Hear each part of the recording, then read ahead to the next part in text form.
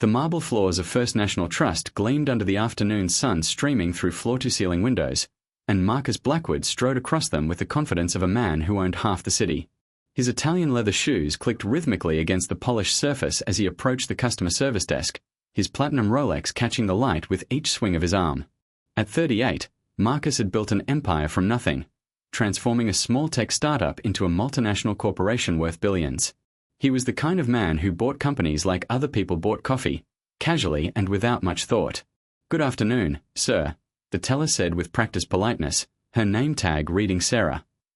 She was young, probably fresh out of college, with nervous energy that suggested she wasn't entirely comfortable dealing with the bank's wealthier clientele. "How can I help you today?" Marcus leaned against the counter with casual arrogance, his expensive suit tailored to perfection. "I just want to check my balance," he said, a slight smirk playing at the corners of his mouth. The request was almost absurd coming from him. He had assistants who handled such mundane tasks, financial advisors who managed portfolios worth more than some countries' GDP. But today was different.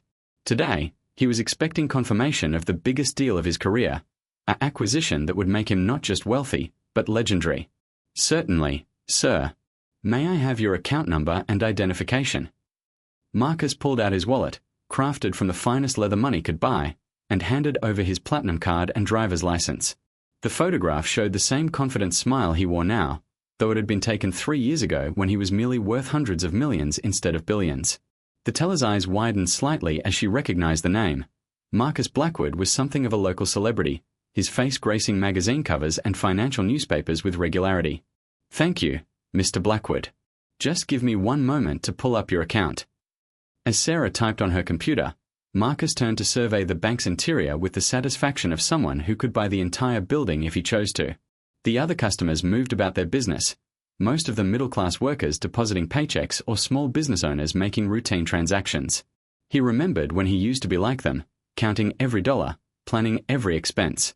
Those days seemed like a lifetime ago now, though it had only been 15 years since he'd graduated from a state university with nothing but student loans and a computer science degree. The transformation had been meteoric. His first company, a small software firm, had been acquired by a tech giant for $50 million when he was just 25. Instead of retiring or living comfortably, Marcus had used that money as seed capital for his next venture, then the next, building an ever-expanding empire of technology companies, real estate investments, and venture capital funds. Each success had been bigger than the last, each risk more calculated and more profitable. "Here we are," Sarah said, her fingers clicking across the keyboard. "Your primary checking account, correct?" "That's the one." Marcus pulled out his phone, already composing a mental text to his business partner, Richard Chen, about celebrating once the numbers were confirmed. The deal they'd been working on for 6 months, the acquisition of Stellar Dynamics, an aerospace company with contracts worth over $2 billion, should have been finalized yesterday. The payment, a cool $500 million from his personal account, would be worth it for the long-term returns. Sarah's expression changed as she stared at her screen. The polite smile faltered, replaced by confusion, then concern. She blinked several times, as if the numbers might rearrange themselves into something more sensible. "Is there a problem?" Marcus asked, though his tone remained light. Technical glitches happened all the time in banking. He'd once had to wait 2 hours because a system update had temporarily made it appear as though his account had negative $7 million. The memory still amused him. Let me refresh this," Sarah said, her voice slightly strained. She clicked several buttons, her brow furrowing deeper with each passing second. "Mr. Blackwood, could you verify your account number for me? Just to make sure I have the right information." Marcus recited the numbers he'd memorized years ago, the same account he'd been using since his first big success. His confidence remained unshaken. After all, what could possibly be wrong? He was Marcus Blackwood. His wealth was legendary, documented in Forbes and Fortune magazines, tracked by financial analysts around the world. The idea that there could be any problem with his account balance was simply absurd. That's the correct account," Sarah confirmed, but her voice had taken on a tremulous quality. "Mr. Blackwood, I think I need to call my manager." "Now wait just a minute," Marcus said, his first hint of irritation creeping into his voice. "I don't have time for whatever system error you're dealing with. I have a board meeting in 2 hours, and I just need to see my balance. How complicated can this be?" Sarah looked around desperately, as if hoping another teller might materialize to handle this situation. "Sir, I really think you should speak with Mr. Patterson.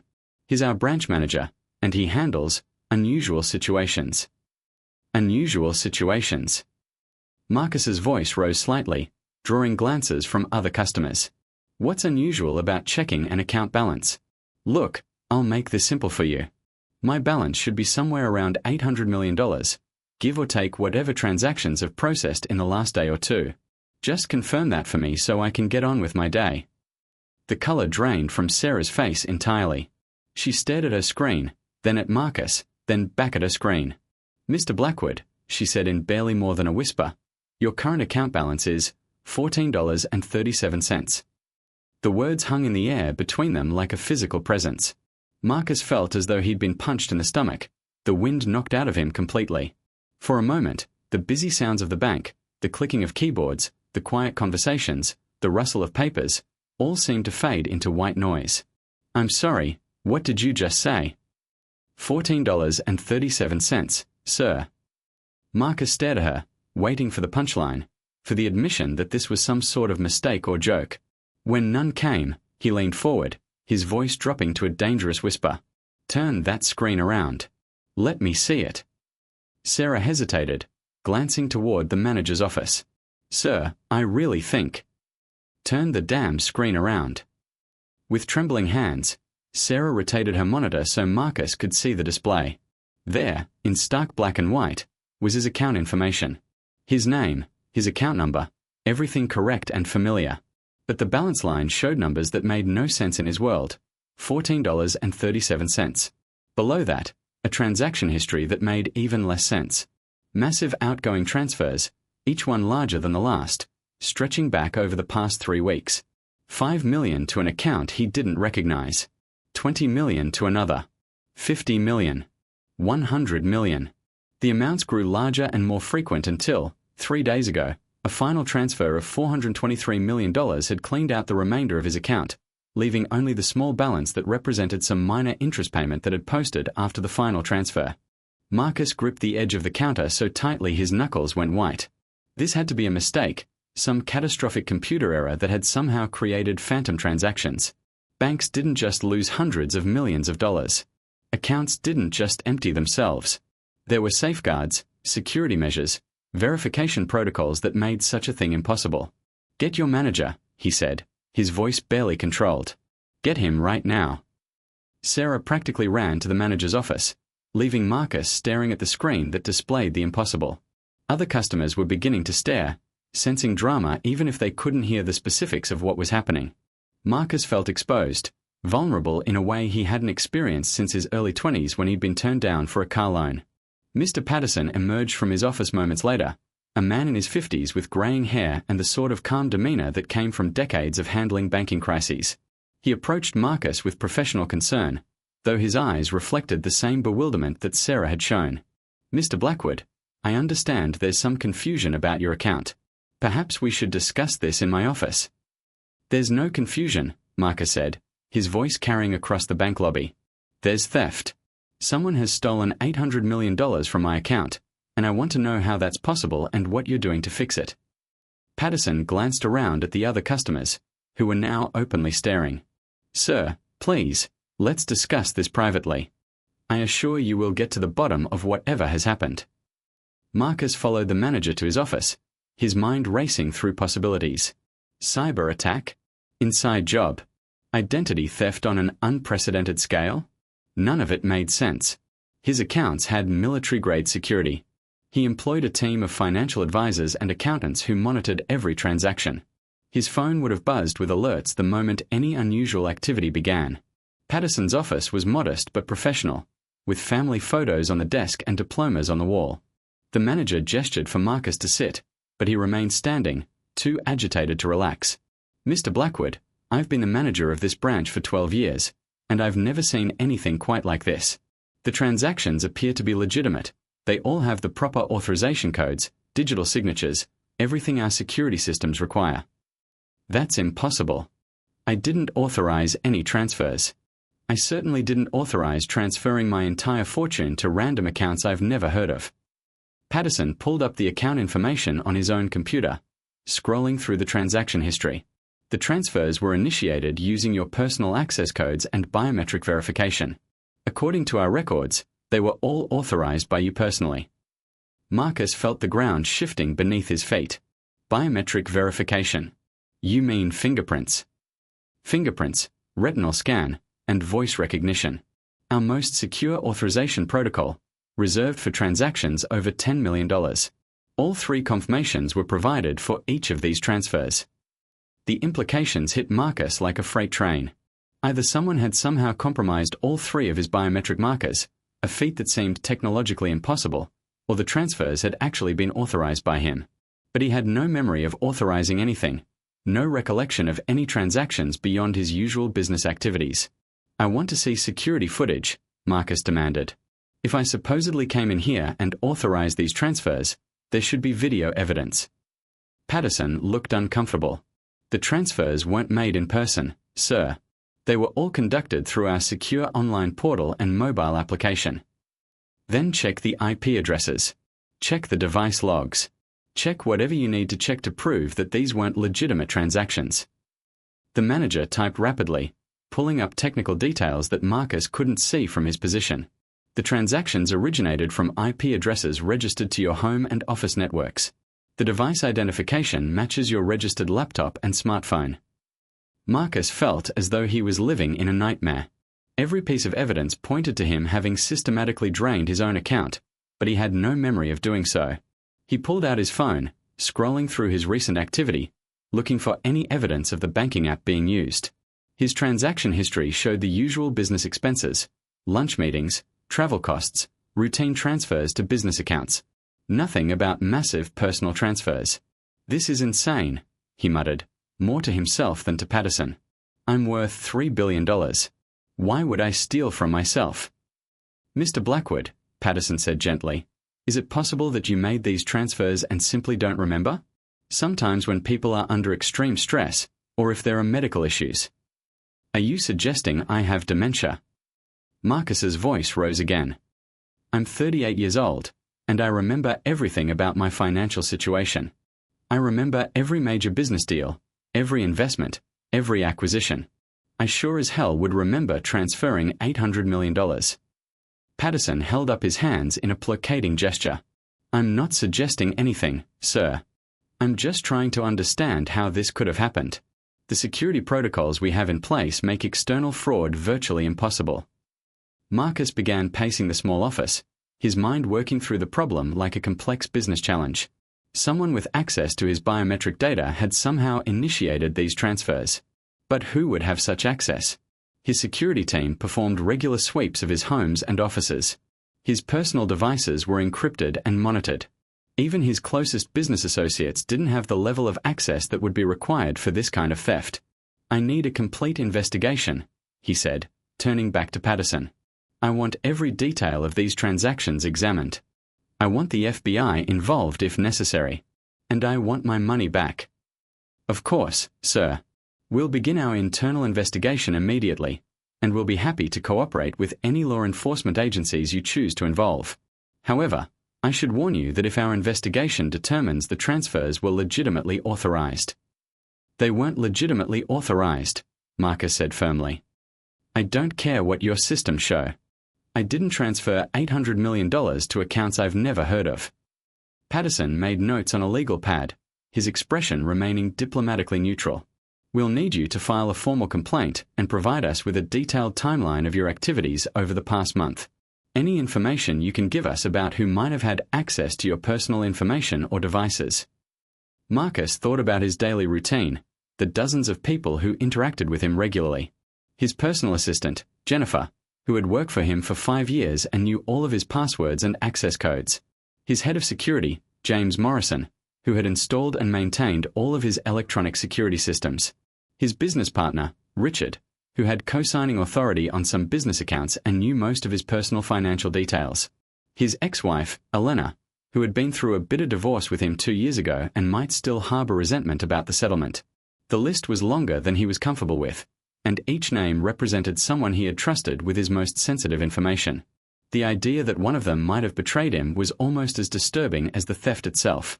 How long will the investigation take? Marcus asked. Internal investigations typically take 2 to 4 weeks, depending on the complexity. If we need to involve federal authorities, it could take considerably longer. Marcus felt a cold panic settling in his chest. 2 to 4 weeks.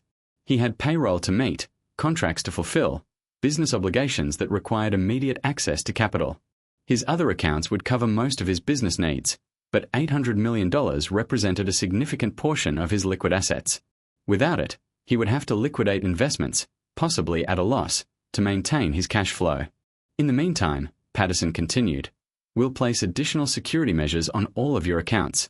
Any transaction over $100,000 will require in-person verification with multiple forms of identification. Marcus nodded absently, his mind already moving to damage control. He would need to contact his financial advisor, his lawyers, his accountant. He would need to review his insurance policies to see if they covered this type of theft. He would need to figure out how to explain to his business partners and board members that someone had somehow stolen nearly $1 billion from him without his knowledge. As he left Patterson's office and walked back through the bank lobby, Marcus felt the stares of other customers who had witnessed his earlier outburst. Word would spread quickly. Marcus Blackwood, the tech mogul, the man who seemed to have the Midas touch, had somehow lost hundreds of millions of dollars. The financial press would have a field day with the story once it leaked, which it inevitably would. Outside the bank, Marcus sat in his Tesla Model S and tried to collect his thoughts. The car's interior, with its premium leather and high-tech displays, suddenly felt like a mockery of his situation. He was still wealthy by any reasonable standard. His other accounts, investments, and business holdings ensured that, but the psychological impact of the theft was devastating. Someone had violated his most secure systems, had essentially reached into his life and taken what was his. The feeling of vulnerability was foreign and terrifying. He called Jennifer, his assistant, who answered on the first ring with her usual efficient greeting. Marcus, how did the bank visit go? Are you ready for the stellar dynamic celebration dinner? Cancel the dinner, Marcus said, his voice hollow. Cancel everything for the rest of the week. I need you to set up meetings with David Chen at the law firm, with Thompson at the accounting office, and with Sandra Williams from the FBI's Financial Crimes Division. The FBI? Jennifer's voice sharpened with concern. Marcus, what's happened? Marcus explained the situation in broad terms, watching through his windshield as normal people went about their normal lives, unaware that their world remained secure and predictable. By the time he finished the explanation, Jennifer was silent for a long moment. $800 million, she finally repeated. Someone stole $800 million from your personal account. That's what it looks like. But who could have done such a thing? Who would have had access to your biometric data? The question that had been nagging at Marcus since he saw the account balance finally crystallized into a terrible suspicion. Jennifer, I need you to do something for me, and I need you to be completely honest with me. Have you ever given my access codes to anyone? Ever shared my passwords or security information? Of course not, Jennifer said immediately. Marcus, I would never. Have you ever accessed my accounts on my behalf? Made transfers or payments using my authorization? Only when you've specifically asked me to, and never anything close to that amount of money. The largest transfer I've ever made for you was $50,000 for the charity auction last year. Marcus believed her. Jennifer had been with him through the growth of his empire, had seen her own salary and benefits increase dramatically as his wealth expanded. She had no motive to steal from him, and her shock at the news seemed genuine. What about James Morrison? Marcus asked, referring to his head of security. Has he had access to your computer, or to any of my devices? He installed the security software on my laptop last month, and he has administrative access to the office network. But Marcus, James has been protecting your interests for 3 years. He's the one who caught that industrial espionage attempt last year. True, but James also had access to everything. Security codes, biometric scanners, personal devices, and detailed knowledge of Marcus's routines and habits. If anyone could have found a way around the security measures, it would be someone who had designed and installed them. Marcus's phone buzzed with an incoming call from Richard Chen, his business partner in the Stellar Dynamics deal. Marcus declined the call, not ready to explain the situation to anyone else until he had more information. Jennifer, I want you to quietly review the access logs for all of my devices and accounts for the past month. Don't let anyone know what you're looking for. Just pull the data and send it to me. And I want you to schedule a meeting with James for tomorrow morning. Tell him it's about upgrading security protocols. You think it might be James? I think it might be anyone, Marcus said grimly. Someone I trusted enough to give them access to my life somehow used that access to rob me blind. Until I know who it was, I can't trust anyone completely. After ending the call with Jennifer, Marcus drove to his penthouse apartment in downtown's most exclusive building. The doorman greeted him with the same deference as always, but Marcus found himself wondering if the man knew about his financial loss, if word had somehow already begun to spread through the social networks that connected the city's elite. His apartment, spanning the entire top floor of the 40-story building, had been featured in Architectural Digest 2 years earlier. Floor-to-ceiling windows provided a panoramic view of the city skyline, and the interior was decorated with original artwork and custom furniture worth more than most people's homes. As Marcus walked through the space that had once felt like a castle, he now saw it as a potential target, a symbol of wealth that someone had decided to strip away from him. He poured himself 3 fingers of 30-year-old scotch, a bottle worth more than most people's monthly salary, and settled into his favorite chair to think. The theft had been sophisticated, requiring not just technical skill but detailed knowledge of his personal security systems. It wasn't the work of random hackers or opportunistic criminals. This had been planned by someone with intimate access to his life. Marcus pulled out his laptop and began researching similar cases of high-profile financial theft. What he found wasn't reassuring. In most cases involving biometric fraud, the perpetrator was someone with legitimate access to the victim's systems, a business partner, family member, or trusted employee. The complexity of modern security measures made outside attacks extremely difficult, but they also created a false sense of security that made people vulnerable to threats from within their own circles. As the sun set over the city, Marcus found himself thinking about his ex-wife, Elena. Their divorce had been acrimonious, with Elena claiming she was entitled to half of everything Marcus had built before and during their marriage.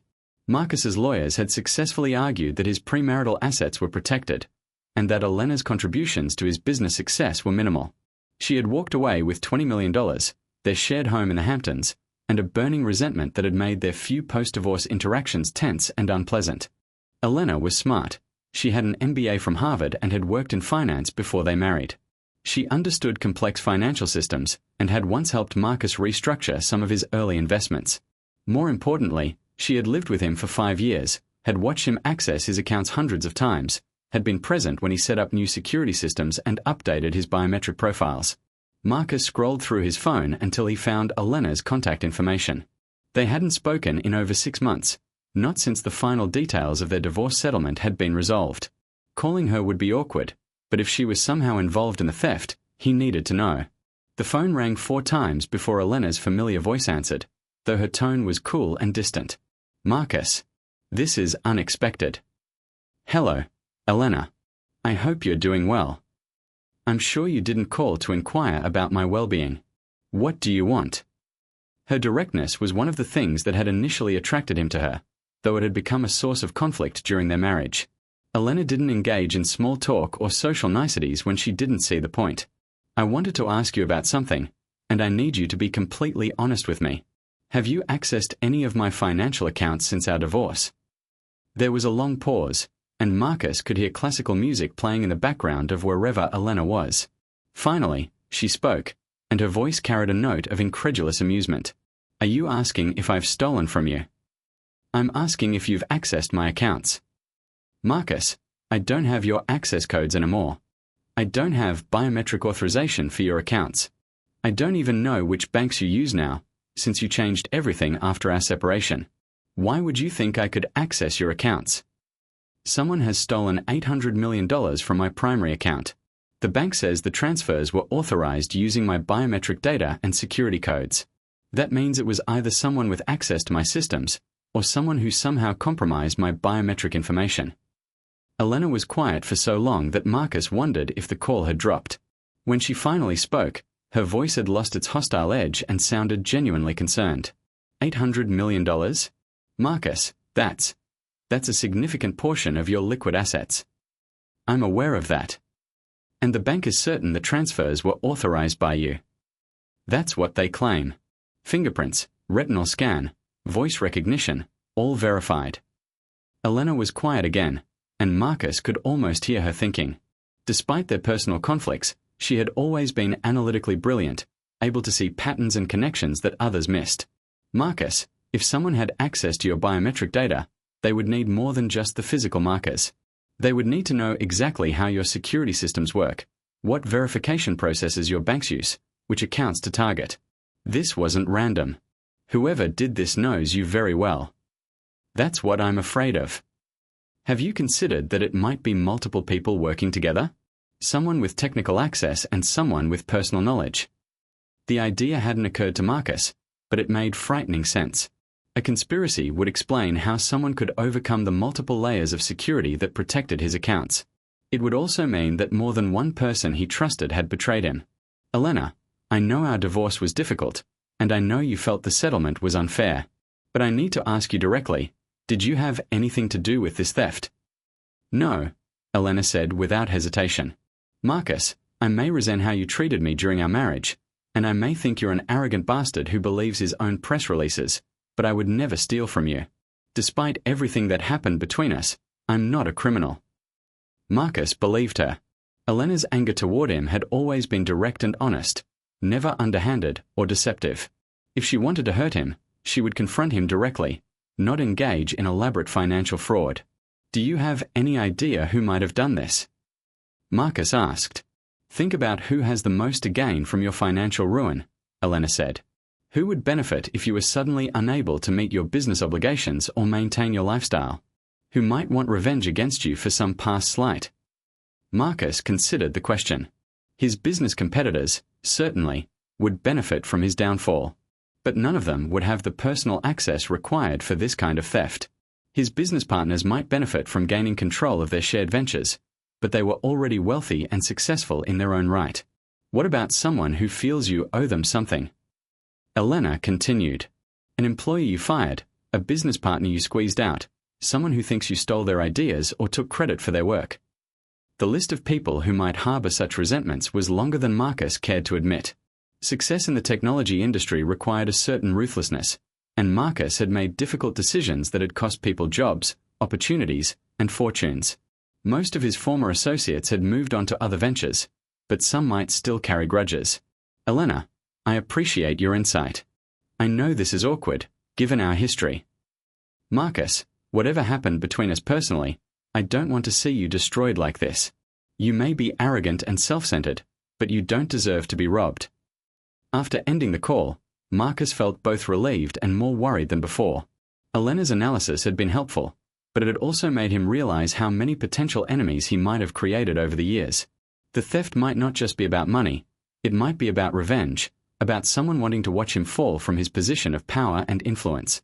His phone rang, and Marcus saw Richard Chen's name on the display. This time, he answered.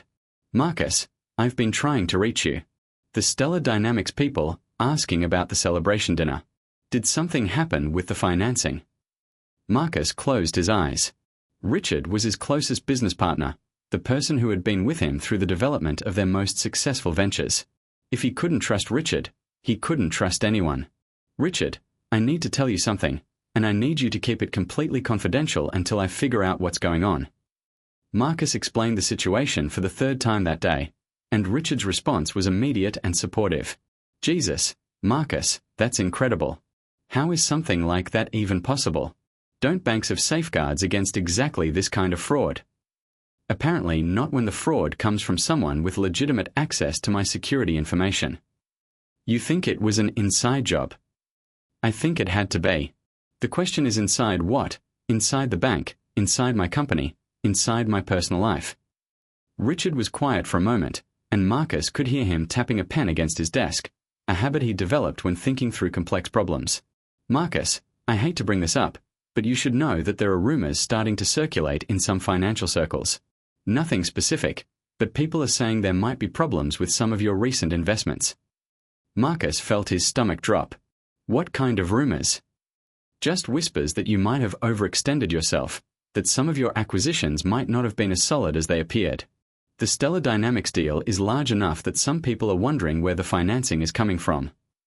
The financing is coming from my personal account, which had $800 million in it yesterday morning. I know that, and you know that, but if word gets out about this theft before you can resolve it, people are going to start questioning your liquidity. And if they start questioning your liquidity, they're going to start questioning your other investments. The implications were staggering. Marcus's business empire was built on confidence. Confidence from investors, from business partners, from lenders who provided the credit lines that allowed him to move quickly on new opportunities. If that confidence eroded, if people began to think he was financially unstable, the entire structure could collapse like a house of cards. Richard, I need you to help me contain this situation. The bank is conducting an investigation, but I can't wait weeks for them to figure out what happened. I need to find who did this and recover my money before word spreads any further. What do you need me to do?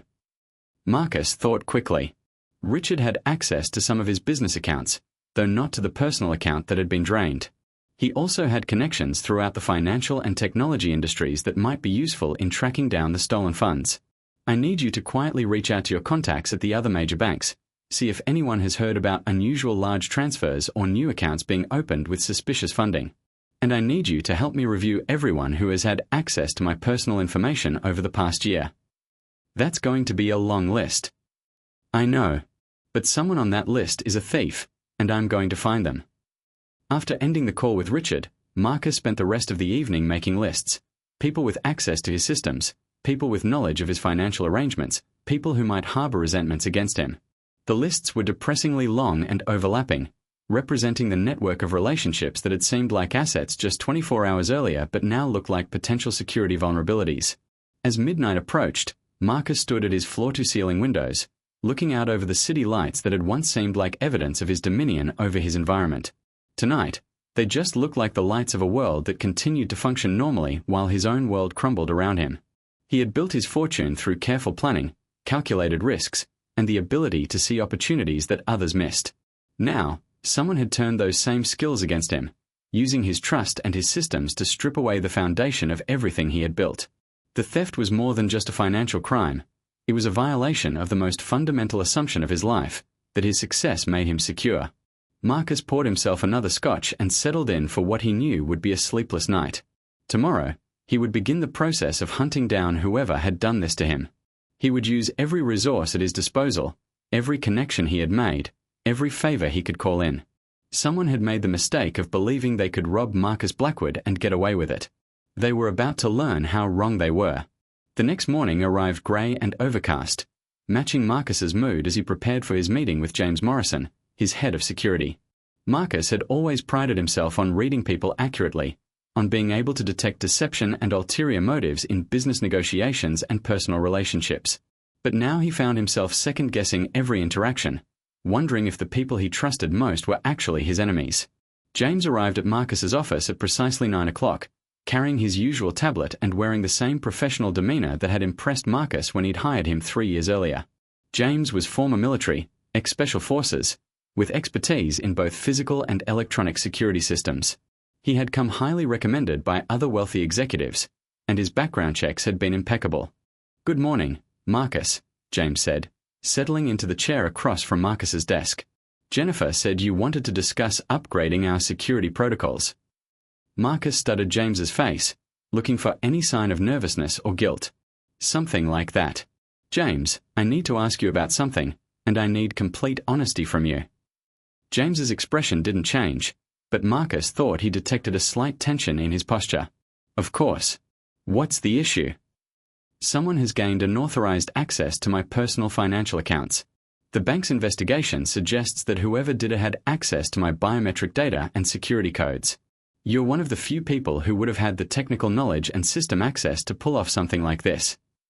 James was quiet for a long moment, and Marcus watched his face carefully. When James finally spoke, his voice was steady and controlled. "Are you asking if I stole from you?" "I'm asking if you have any knowledge of how someone might have compromised my security systems." James leaned back in his chair, his expression becoming analytical rather than defensive. "Tell me about the unauthorized access. What exactly happened?" Marcus explained the situation, including the specific security measures that had supposedly been satisfied to authorize the transfers. As he spoke, James took notes on his tablet, asking technical questions about timing, authentication protocols, and transfer methods. "This is sophisticated," James said when Marcus finished. "Whoever did this didn't just guess your passwords or intercept your communications. They had to have actual biometric data, fingerprints, retinal patterns, voice samples, and they had to know exactly how each of your banks processes that data for verification. Could someone have gotten that information without your knowledge?" James considered the question carefully. "Your biometric data is stored in several places: your personal devices, the security systems in your homes and offices, and the bank's own servers. In theory, someone with sufficient technical skills and inside knowledge could have accessed that data from any of those sources. But it would have to be someone with intimate knowledge of the systems." Absolutely. This wasn't a random attack. Whoever did this spent months, maybe years, learning your security protocols and finding vulnerabilities. Marcus watched James's reactions closely, looking for any indication that he was being deceptive. But James seemed genuinely analytical about the problem, approaching it as a security consultant rather than as someone trying to cover his tracks. "James, I need to ask you directly, did you have anything to do with this theft?" James met Marcus's gaze directly. "No. I did not steal from you, and I did not provide anyone else with the information they would need to steal from you. Marcus, my professional reputation depends on protecting my clients. If word got out that I had betrayed a client's trust, my career would be over." Marcus believed him, but belief wasn't enough anymore. "I'm going to need you to provide me with complete documentation of every person who has had access to my security systems, every time the systems have been updated or modified, and every potential vulnerability you can identify." "Of course. I'll have that information for you by this afternoon." As James left the office, Marcus felt both disappointed and relieved. Disappointed that he wasn't closer to identifying the thief, but relieved that someone he had come to respect and trust didn't appear to be his enemy. The rest of the morning brought a series of increasingly urgent calls from business associates and financial advisors. Word of some kind of problem with Marcus's finances was beginning to leak, though the specific details remained unclear. Marcus found himself in the uncomfortable position of having to provide reassurances about his financial stability while not knowing the full extent of the damage himself. His lawyer, David Chen, arrived at 11 o'clock with a briefcase full of documents and a grave expression that suggested he understood the seriousness of the situation. "Marcus, I've been reviewing the legal implications of what you've described, and I have to tell you that recovery of stolen funds in cases like this can be extremely difficult." "What do you mean?" David opened his briefcase and pulled out several legal documents. "If the transfers were made using legitimate authorization protocols, the banks are going to argue that they fulfilled their fiduciary duty to verify your identity before processing the transactions. Proving that the authorizations were fraudulent will require demonstrating that someone else had access to your biometric data. Which should be impossible. But apparently isn't. The challenge is that biometric fraud is still relatively rare, and the legal precedents for dealing with it are limited. Most courts are still learning how to handle cases involving sophisticated identity theft." Marcus felt the walls closing in around him. "So you're saying I might not be able to recover my money?" "I'm saying it's going to be a long, expensive legal battle, and the outcome is far from certain. In the meantime, you need to focus on protecting your remaining assets and maintaining your business operations." David spread several documents across Marcus's desk. "I've prepared preliminary paperwork to freeze your remaining accounts and place additional security measures on all of your financial instruments. I've also drafted a confidentiality agreement for everyone involved in the investigation. We need to prevent any leaks that could damage your business reputation." Marcus reviewed the documents, but his attention kept drifting to the larger implications of his situation. Even if he ultimately recovered the stolen money, the theft had already begun to undermine the confidence and trust that were essential to his business empire. People were starting to ask questions, to wonder if Marcus Blackwood was as financially solid as he appeared. His accountant, Margaret Thompson, arrived in the early afternoon with financial projections that painted a stark picture of his immediate future. While Marcus remained wealthy by any normal standard, the loss of $800 million in liquid assets created significant cash flow challenges for his business operations. "You can maintain your current operations for approximately 6 months without the stolen funds," Margaret explained, pointing to spreadsheets that showed his various revenue streams and obligations.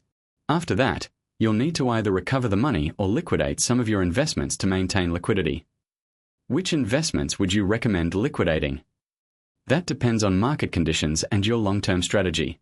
But Marcus, Selling major holdings to cover short-term cash flow needs is going to raise questions in the financial community.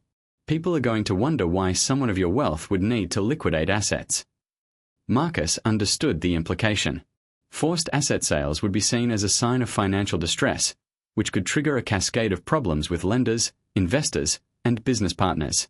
His empire had been built on the assumption of continuous growth and financial strength. Any sign of weakness could cause the entire structure to begin collapsing. That evening, Marcus met Richard Chen for dinner at an exclusive restaurant where they had celebrated many successful deals over the years.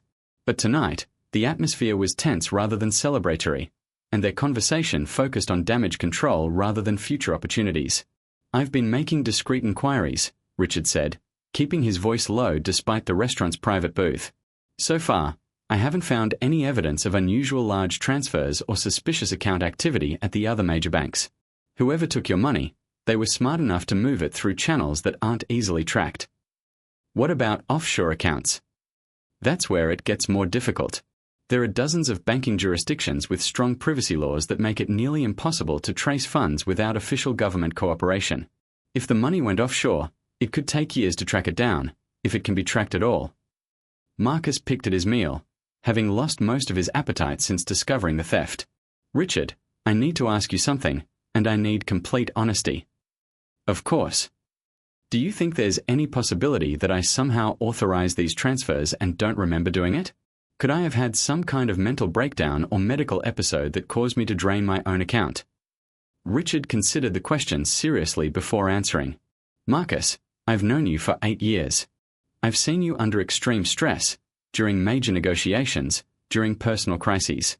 You've never shown any signs of mental instability or memory problems. And frankly, if you were going to have some kind of breakdown, it wouldn't manifest as systematically transferring money to random accounts. It would be more chaotic, more obviously irrational." "Then someone else did this to me."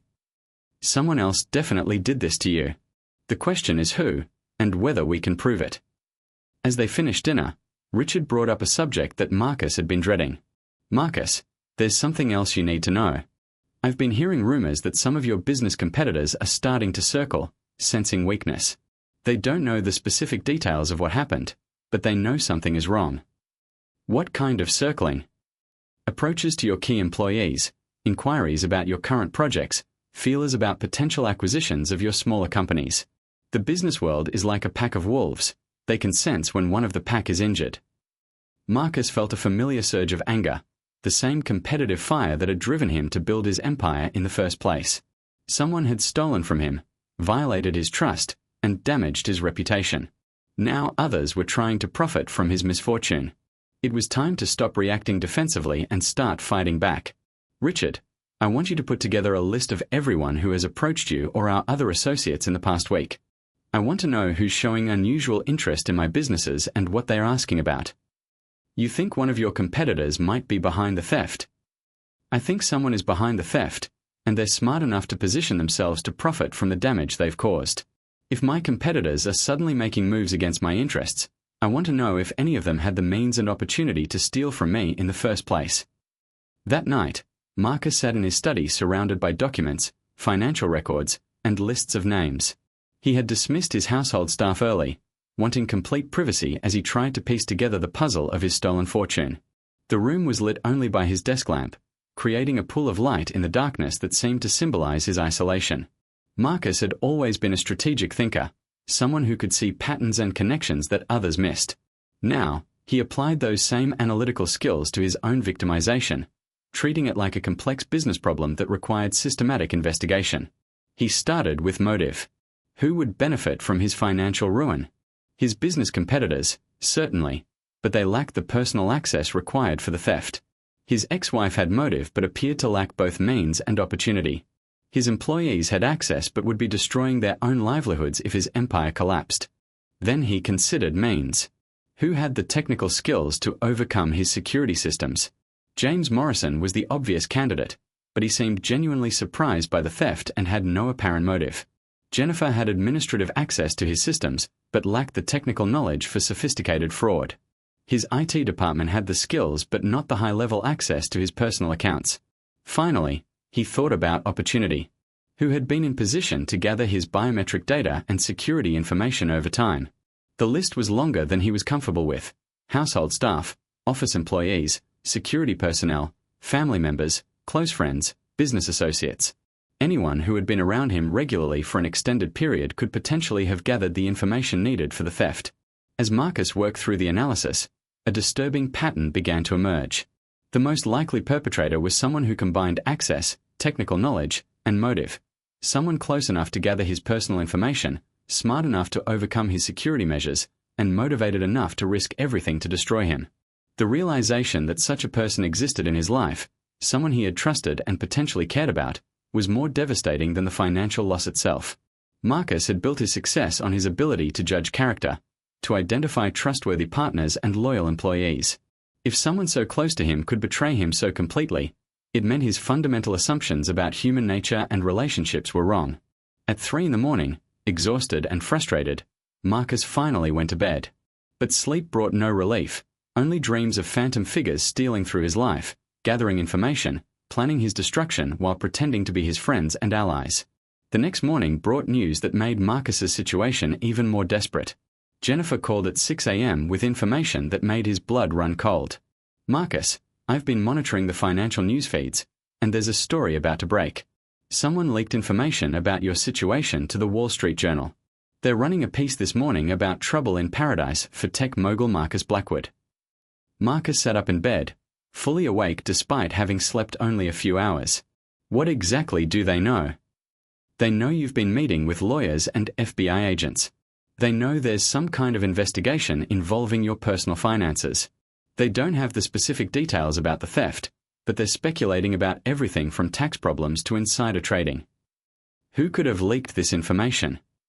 It could have been anyone who knew about yesterday's meetings, someone from the bank, from the law firm, from the FBI office. Or it could have been whoever stole your money in the first place, using media attention to maximize the damage to your reputation. Marcus felt the walls closing in around him. Once the story broke, the speculation and rumors would become uncontrollable. His business partners would demand explanations. His lenders would review his credit lines. His investors would question their commitments. The empire he had spent 15 years building could begin crumbling within days. "Jennifer, I need you to set up a meeting with a crisis management firm. We need professional help controlling this narrative before it destroys everything we've built." "I'll make the calls." "Marcus, is there anything else you need me to do?" Marcus thought about the question. What he needed was to identify and stop whoever was systematically destroying his life. What he needed was to recover $800 million and restore confidence in his financial stability. What he needed was to turn back the clock to 3 days ago, when his biggest concern was celebrating a successful business deal. "Just keep doing what you're doing," he said finally. "And Jennifer, be careful who you trust. Someone close to me did this, and until I know who it is, I can't be sure who else might be involved." After ending the call, Marcus realized that his situation had moved beyond a simple theft investigation. Someone wasn't just trying to steal his money, they were trying to destroy his entire life, using the media and business community as weapons against him. The theft had been only the first step in a larger campaign designed to bring down everything he had built. As Marcus prepared for another day of damage control and investigation, he felt a cold determination settling over him. Someone had declared war on his life and livelihood. They had used his trust against him, turned his success into vulnerability, and tried to destroy him using the very systems he had relied on for security. But Marcus Blackwood hadn't built a billion-dollar empire by accepting defeat. He had overcome obstacles, outmaneuvered competitors, and turned challenges into opportunities throughout his career. Whoever was behind this campaign against him had made a critical error in judgment. They had assumed that one devastating blow would be enough to destroy him. They were about to learn that Marcus Blackwood was much harder to kill than they had imagined. And when he finally identified his enemy, he was going to show them exactly what happened to people who tried to destroy Marcus Blackwood. The war for his life and fortune was just beginning. By noon, the Wall Street Journal article had been picked up by financial news networks around the world. Marcus watched the coverage from his office, seeing his own photograph displayed alongside speculation about his financial troubles and business practices. The reporters didn't have the full story, but they had enough details to create a narrative of a tech mogul in crisis, facing federal investigation and possible financial ruin. His phone had been ringing constantly since the story broke, with calls from business associates, investors, reporters, and competitors, all wanting information about his situation. Marcus had instructed Jennifer to take messages and tell everyone that he would be making a statement soon, but the truth was that he didn't know what statement he could possibly make that would stop the speculation without revealing the full extent of his vulnerability. Around 1 o'clock, his phone rang with a call that made his heart race. The caller ID showed Elena's name, his ex-wife who rarely contacted him except when absolutely necessary. Marcus. Elena's voice was urgent when he answered. I just saw the news. What's happening? The situation is complicated, and I can't discuss all the details over the phone. The news is saying you are under federal investigation for financial crimes. Is that true? Marcus hesitated. Elena was his ex-wife, someone who had every reason to enjoy his downfall, but she was also one of the few people who knew him well enough to potentially help him understand what was happening. Elena, can you meet me somewhere private? I need to talk to someone I trust, and despite everything that happened between us, I know you wouldn't deliberately sabotage me. Elena was quiet for a moment. This must be serious if you're reaching out to me for help. It's the most serious situation I've ever faced. They arranged to meet at a small cafe in a part of town where neither of them was likely to be recognized by business associates or reporters. Marcus wore sunglasses and a baseball cap, feeling ridiculous but understanding the necessity of avoiding public attention. Elena was already waiting when he arrived, sitting in a corner booth with her back to the wall. She looked concerned rather than vindictive, which gave Marcus hope that she might be willing to help him despite their personal history. You look terrible, she said as he sat down across from her. I feel terrible. Elena, someone has stolen $800 million from my personal account, and they did it using my own biometric data and security codes. The bank thinks I authorized the transfers myself. The FBI is investigating me for possible financial crimes, and my business empire is starting to collapse because people think I'm either a criminal or incompetent. Elena stared at him for a long moment. $800 million? Marcus, that's almost unimaginable. Someone I trusted, someone with intimate access to my life and systems, has systematically robbed me and is now using the media to destroy what's left of my reputation. Do you have any idea who it might be? Marcus pulled out a sheet of paper with his list of suspects. I've narrowed it down to people who had both access and motive, but the list is still longer than I'm comfortable with. Elena reviewed the list, occasionally asking questions about specific individuals or relationships. As she read, Marcus found himself remembering why he had been attracted to her intelligence and analytical abilities, even if their marriage had ultimately failed. Marcus, there's something about this list that bothers me, Elena said finally. What do you mean? All of these people are obvious suspects. Employees, business associates, people with clear motives and access. But what if the person who did this isn't obvious? What if they deliberately cultivated a relationship with you specifically to get close enough to steal from you? The possibility hadn't occurred to Marcus, but it made disturbing sense. You mean someone who became my friend or associate specifically to rob me? Think about it. If you wanted to steal from Marcus Blackwood, how would you do it? You'd need to get close to him, earn his trust, learn his systems and habits. You'd probably spend months or years positioning yourself as someone he could rely on. Marcus felt a chill as he considered the implications. That could be anyone. Someone I met at business conferences, someone who was introduced to me by mutual friends, someone who seemed to share common interests or goals. Exactly. And once they had what they needed, they could disappear, leaving you to suspect the obvious people while they escaped with your money. Elena's theory opened up an entirely new dimension to Marcus's investigation. Instead of looking at people who had legitimate reasons to be in his life, he needed to consider people who might have entered his life under false pretenses. Elena, I need your help with something. You know me better than almost anyone. Over the past year or two, can you think of anyone new in my life who seemed particularly interested in getting close to me? Anyone who asked a lot of questions about my business or personal affairs?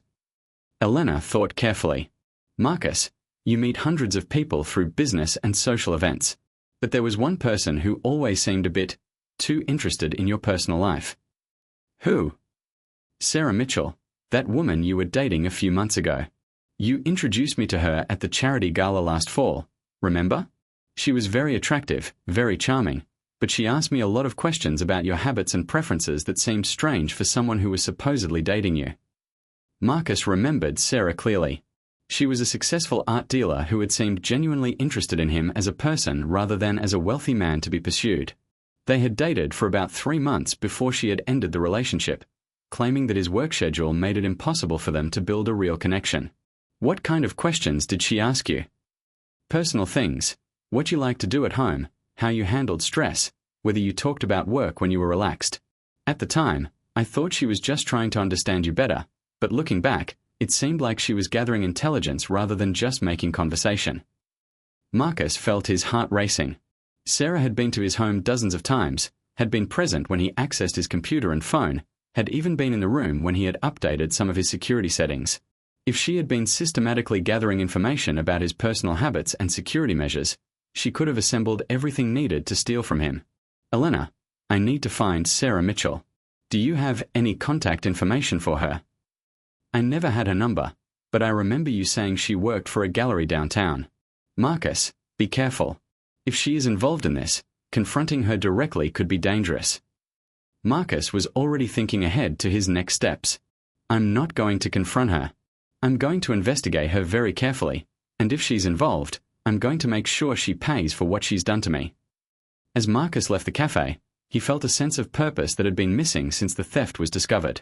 For the first time in days, he had a specific suspect with clear means, motive, and opportunity. Sarah Mitchell had been charming, intelligent, and apparently interested in him personally. She had also been in perfect position to gather the information needed to rob him blind. If Elena's suspicion was correct, Marcus had been the victim of a sophisticated long-term con game, manipulated by someone who had seen him not as a romantic partner but as a mark to be exploited. The violation of trust was even more complete than he had imagined, extending beyond business relationships into his most personal connections. But now he had a target for his investigation, and Marcus Blackwood had never failed when he focused his full attention on achieving a specific goal. Sarah Mitchell, if she was indeed responsible for his predicament, was about to discover that stealing from Marcus Blackwood was the biggest mistake of her life. The hunt was finally beginning in earnest.